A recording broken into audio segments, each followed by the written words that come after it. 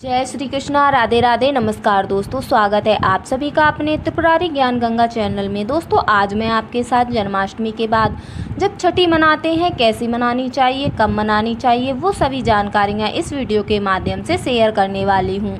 दोस्तों छठी में सबसे ज़्यादा ज़रूरी होता है कच्चा खाना बनाना, जैसे कढ़ी और चावल का विशेष रूप से भोग लगाया जाता है हमारे लड्डू गोपाल को। आप थोड़ा बनाएं पर कच्चा खाना बनाएं, हमारे यहाँ तो पूरा कच्चा खाना बनाया जाता है और उसी से कान्हा जी को भोग लगाया जाता है। आपकी अपनी इच्छा अनुसार आप कुछ भी बनाकर भोग लगा सकते हैं। इसके अलावा तो वो आपकी इच्छा है, आपकी श्रद्धा है। इसके साथ ही जो हमारे कान्हा जी हैं, जो छोटे से हमारे लड्डू गोपाल हैं, जिनका अभी हमने जन्मदिन मनाया था, उनकी हमें छठी मनानी है।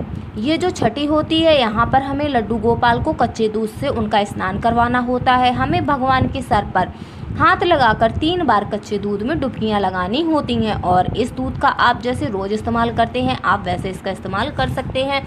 अब आप क्या करें, अब आप एक कांसे का स्वच्छ साफ बर्तन लें और उस पर चंदन से स्वास्तिक बना लें। कुछ पुष्प की पत्तियां डाल लें और उसमें रखेंगे तुलसी की पत्ती। दोस्तों हमें बड़े ही उल्लास के साथ धूमधाम से जन्माष्टमी का पर्व मनाया था। अगर आपने 6 तारीख को जन्माष्टमी मनाई थी तो आपको 11 को छठी मनानी है। अगर आपने 7 को जन्माष्टमी मनाई थी तो आपको 12 को छठी मनानी है। अगर आपने जन्माष्टमी मनाई है तो आपको छठी का पर्व जरूर मनाना चाहिए। अब दोस्तों हमें क्या करना है, अब हमें अपने लड्डू गोपाल को उसी कांसे के बर्तन में बैठाना है और जल में थोड़ा सा गंगा जल मिलाकर उनको स्नान करवाना है। अब फिर से हमें कच्चे दूध से स्नान करवाना है। हो सके तो आप कच्चा दूध ही लीजिए, क्योंकि भगवान की पूजा में कच्चे दूध का उपयोग किया जाता है। आप चाहें तो शंख में जल या दूध भरकर स्नान करा सकते हैं। अब अच्छे से स्नान कराने के बाद अब भगवान जी को अच्छे से स्वच्छ साफ वस्त्र से पोंछ लेंगे। अब आपने जिस बर्तन में स्नान करवाया है, आप उस पानी को घर के सभी कोनों में छिड़क ले। परिवार के सभी सदस्य अपने ऊपर छिड़क ले। इससे आपके शरीर में रोग बीमारी जो भी दिक्कत है उसमें आराम मिलता है। अब हम भगवान का आसन या झूला आप जिस पर भी उनको विराजमान करते हैं तैयार कर लें। अब हम लड्डू गोपाल को उपवस्त्र पहनाएंगे। आप ये बाजार से भी ले सकते हैं।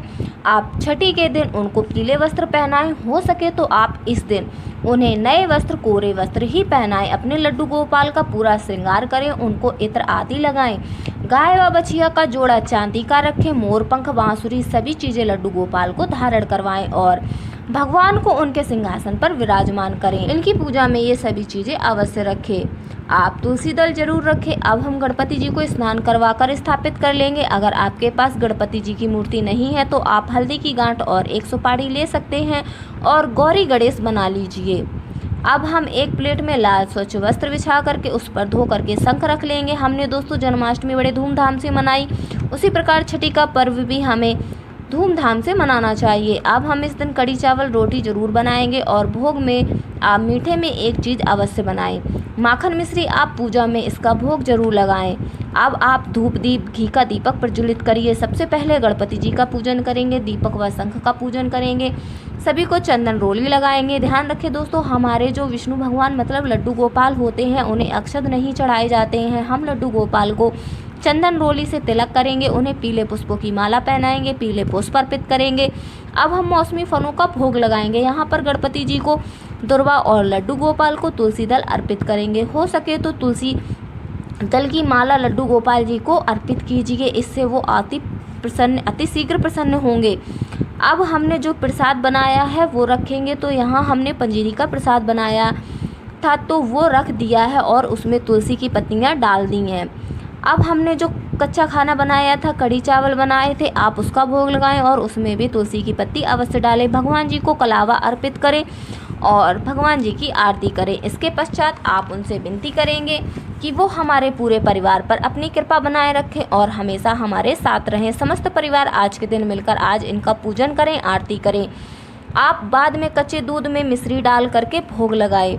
जल रख देंगे, उसमें भी तुलसी दल को डाल देंगे। उनकी पूजा भोग में तुलसी का होना बहुत ही ज़रूरी माना जाता है, जिससे वो हमारे भोग को अवश्य स्वीकार करते हैं। आप पूजा के बाद दक्षिणा में अपनी श्रद्धा अनुसार कुछ भी रख सकते हैं और अगले दिन किसी ब्राह्मण या किसी गरीब को दक्षिणा दान में दे सकते हैं। इस दिन आप जो भी उनकी प्रिय वस्तुएं हैं उनको ज़रूर अर्पित करें। इसके बाद में आपको झूला अवश्य झुलाना है अपने लड्डू गोपाल को। इसके बाद आप सभी को प्रसाद बांट दें। ये लड्डू गोपाल की छठी के दिन की जाने वाली पूजा विधि है।